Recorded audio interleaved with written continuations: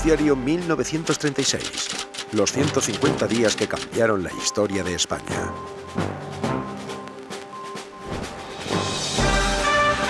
Noticiario independiente de la tarde. Desde nuestros estudios de la calle Antonio Maura de Madrid.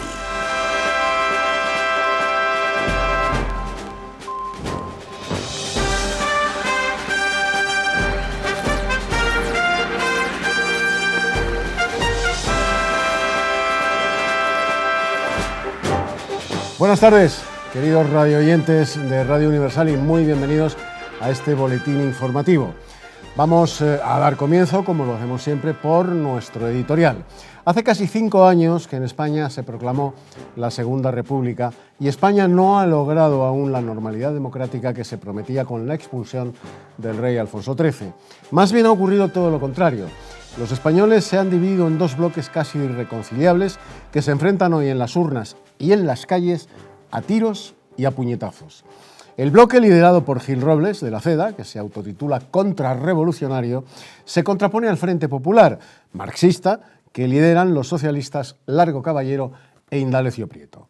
Los radicales de Rerux están fuera de juego, mientras que comunistas, anarquistas y falangistas, en cada uno de los extremos del arco político, llevan el peso de la guerra encubierta que se vive en los pueblos y ciudades de prácticamente toda España. En una locución al país, ha dicho el presidente del gobierno, señor Portela Valladares, el gobierno tiene la absoluta seguridad de garantizar la libre emisión del voto y de mantener firmemente el orden público, negando que haya detenidos gubernativos, y dice que los que hablan de ello lo hacen como recurso de propaganda electoral para levantar el espíritu muy decaído de algunos partidos políticos que concurren a las elecciones, mientras que el director general de Seguridad ha dado cuenta de las medidas de orden adoptadas y asegura que no habrá huelgas ni movimientos revolucionarios durante la campaña. Falange Española ha publicado una nota diciendo que no retira una sola de sus candidaturas, a pesar de las amenazas y atentados que han sufrido sus candidatos por parte, todos ellos, de la extrema izquierda. Vamos pues ya a comenzar el repaso a la actualidad nacional en este boletín de Radio Universal. Al final de la campaña, en sus discursos, los distintos líderes dan las últimas consignas a sus votantes. En el último discurso electoral, el señor Gil Robles, jefe de la CEDA, anunció la seguridad del triunfo y expuso las intenciones de su partido desde el poder una vez ganase las elecciones. Don José Díaz, del Partido Comunista, ha expuesto su confianza en el triunfo del bloque popular en su lucha con la amalgama monárquica fascista, dice él, que se le opone. Ha aludido a los rumores de un golpe de Estado para en caso de que triunfen las izquierdas y dice que es preciso estar alerta para evitar que nadie pueda quitarles el triunfo legítimo que ya anticipa. El socialista Largo Caballero afirma que el triunfo es seguro, el triunfo del Frente Popular, anunciando que mañana se va a escribir una página de la historia de España y vamos a ver si en la República Española la clase trabajadora puede conseguir de una vez por todas sus reivindicaciones dentro de la legalidad de hecho, no de la legalidad, atención, estricta. Afirmó que si los manejos del gobierno les arrebatan el triunfo, dijo que nadie tendrá derecho a exigirnos que tengamos fe en el régimen republicano en manos de quienes está. Si ocurre, nadie podrá pedirnos que esperemos confiados en la República. Les damos ahora una noticia publicitaria de nuestro patrocinador, Barón Dandy. No es solamente por su grato perfume varonil que el hombre debe usar los productos Barón Dandy para caballero. Es por asepsia, por higiene, por pulcritud. Siempre y únicamente Barón Dandy. Estamos en el boletín informativo de Radio Universal. Acabamos de finalizar nuestro repaso a la convulsa actualidad nacional. Vamos ahora allende nuestras fronteras con la información internacional y abrimos este capítulo con la guerra de Abisinia. Intensa actividad de patrullas en el frente de Eritrea. Según informaciones de Roma, los italianos, las tropas fascistas, persisten en la ofensiva al sur de Macalé, con objeto de romper la línea etíope y llegar a Amba Alaji. La tirantez entre el Japón y los soviets ha producido un nuevo choque en la frontera de Mongolia. 1000 soldados nipones atravesaron la frontera cerca del lago Buinor, retirándose después de librar un violentísimo combate. El gobierno soviético ha propuesto el nombramiento de una comisión internacional encargada de informar sobre estos incidentes registrados, como decimos, en la frontera de Mongolia. Y por lo que respecta a la Alemania nacional socialista, hay que destacar que el canciller Adolf Hitler inaugura la exposición del automóvil en Berlín. Hoy se ha inaugurado el 25 Salón del Automóvil, en presencia del Führer, del señor Goebbels, del ministro de Transportes y de numerosas personalidades oficiales. Y antes de dar paso a la actualidad social, vamos a ofrecerles a nuestros radioyentes un tema musical que está muy de moda en estos últimos días.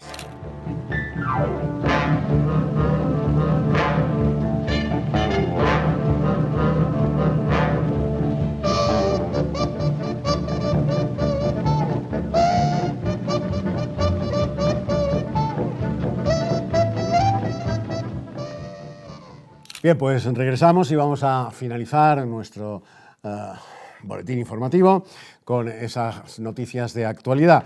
Tarzán, Tarzán, el héroe de tantos films cuyos éxitos no han sido superados, se nos presenta en esta ocasión en plena selva virgen, sin trucos de ninguna clase. De cuantas películas se han realizado hasta la fecha de este legendario héroe de la selva, ninguna puede compararse en belleza fotográfica a la que contiene Las nuevas aventuras de Tarzán, que exclusiva Strian nos presentará a partir de mañana noche en los cines españoles. Ya lo saben, a partir de mañana noche, estreno de Las nuevas aventuras de Tarzán en las salas de cine españolas. Y vamos nuevamente a una noticia publicitaria. ¿Sufre usted hernias? Antes de comprar nada, examine todo lo que se anuncia y al visitarnos podrá compararlo con el inimitable supercompresor Hernios automático, el más perfecto y científico que existe, sin tirantes de clase alguna, que construido ex profeso para usted, sirve para dominar y reducir totalmente su dolencia. Gabinete Ortopédico Hernios, Barcelona. Bien, pues hasta aquí nuestro tiempo de información en Radio Universal. Les emplazamos dentro de 60 minutos, en una hora exactamente, estaremos nuevamente aquí con todos ustedes, facilitándoles la información que hasta ese momento se haya producido. Bueno, pues nos venimos desde el 16 de febrero de 1936, día clave al siglo XXI, al año 2019. Y aquí estamos, en carne mortal, mi querido amigo, el profesor José Luis Orella, profesor de Historia Contemporánea de la Universidad CEU San Pablo, para bueno, pues centrar los personajes, las situaciones y los acontecimientos de la época que hemos narrado previamente en el informativo que precede a esta charla con los historiadores en Noticiario de 1936. ¿Quién era Lerroux? Se habla muchísimo de Lerroux. Es uno de los nombres que más resuenan todavía hoy en la política española. Se utiliza por muchísimos periodistas, se utiliza incluso en el Parlamento. ¿Quién era Lerroux? Alejandro Lerroux. Bueno, Alejandro Lerroux, el viejo león, casi es el antecedente un poco de los populismos actuales, ¿no? Es el líder del Partido Radical, o sea, un partido liberal, muy laicista, que va a ser un hombre muy pragmático, que va a ir moderándose un poco con el tiempo. Inicialmente sus discursos son incendiarios, es una persona que prende a las masas, sobre todo en Barcelona, y que tiene alusiones incluso de decir vayan ustedes a los conventos y conviertan a las monjas en madres, ¿no? Entonces con alusiones desde luego muy agresivas. Sí. En el momento republicano ya es un hombre muy pragmático y es un hombre que habitualmente se le da la personalidad de centro frente a la izquierda revolucionaria y frente a las derechas. Por lo tanto, ocupa hay una posición bivalente y él va a vender muy bien su imagen de bisagra como posible líder de una especie de visión de centro-derecha de yo soy el legítimo republicano, puedo ocupar el poder siempre y cuando la derecha me apoye, ¿no? Entonces será ese socio obligado por las circunstancias de un periodo en el cual las derechas no pueden ganar unas elecciones y por tanto Lerroux siempre con el apoyo de la derecha sería ese hombre. De ahí viene también su pragmatismo. Estamos en el 16 de febrero de 1936. Se habla ya de una guerra encubierta. En efecto, España no es tan diferente a los demás países, tanto en Francia, en Alemania como en Italia previamente. Las elecciones son elecciones desde luego duras, son elecciones en las cuales la gente sale a la calle, se parte la cara y hay muertos.